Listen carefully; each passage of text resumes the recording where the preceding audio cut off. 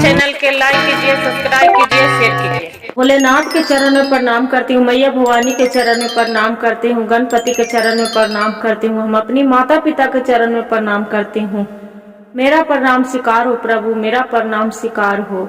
सभी देव देवी के चरण में प्रणाम करती हूँ, मेरा प्रणाम स्वीकार हो प्रभु, मेरा प्रणाम स्वीकार हो। बड़ी करी बिनती आजिते बंधन बाबा, हाथ जोड़ी करी मिनती आजिते पुत्री माता, हमें मोरो बल कर रखी सलामत जीता बंधन बाबा, मोरो बेल बेटिया रखी सलामत ये जित बंधन बाबा,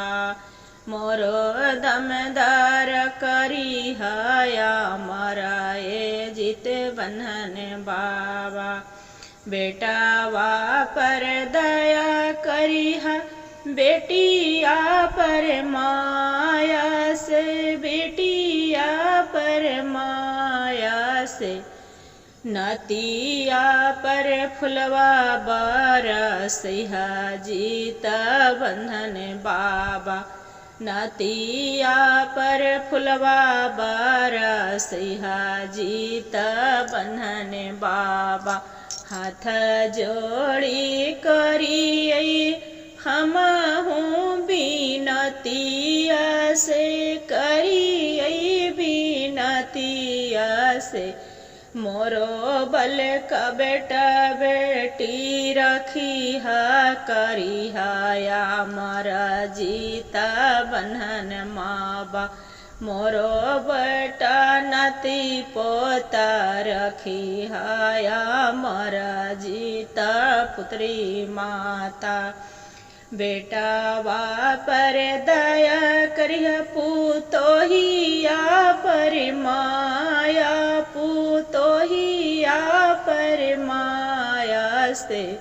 पोतावा पर फुलवा बरसिहा जीता बंधन बाबा, पोतावा पर फुलवा बरसिहा जीता बंधन बाबा, हाथ जोड़ी पुया परी करली बिनतिया, हम करलिया रजिया से, मोरो पर कहीं कसुरवा माफा करिहा जीता बंधन बाबा, हमारो से गलती तू माफा करिहा जीते बंधन बाबा, बेटा वाया मर करिहा दामादाया मर करिहा दामादाया मर करिहा, स्वामी जी पर फुलवा बरसिहा जीता बंधन बाबा, स्वामी जी पर फुलवा बरसिहा जीता बंधन बाबा, बेरा बेरा करी हमें यार जय जीते पुत्री माता, बेरा बेरा करी ओ यार जाए जितिया माता, मोरे पोता वाप भाई वापर दया करिहा,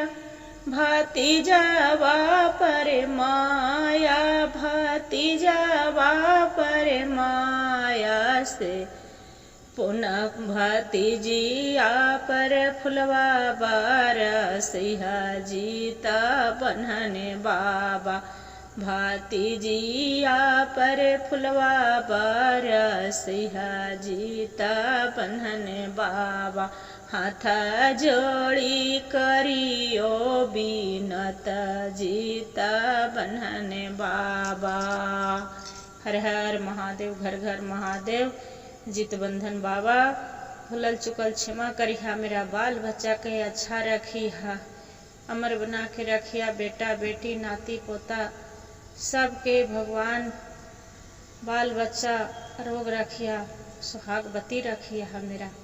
हे जितबंधन बाबा, बेर बेर ही विनती करती हूँ,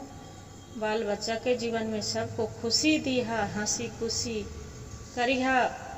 मन में हुलसा दिहा, बढ़िया से बाल बच्चा के रखिया कि हम तोरा जब तक मेरा शक्ति चलो, जब तक तोरा हम पूजा करियो, भक्ति करियो हे जितबंधन बाबा। हर हर महादेव, घर घर महादेव। गुरु भाई गुरु बहन, जितिया बाबा के भजन जरूर सुनिएगा, अधूरी मत सुनिएगा, पूरा सुनिएगा। वीडियो को लाइक सब्सक्राइब जरूर कर दिएगा। हर हर महादेव जरूर करिएगा।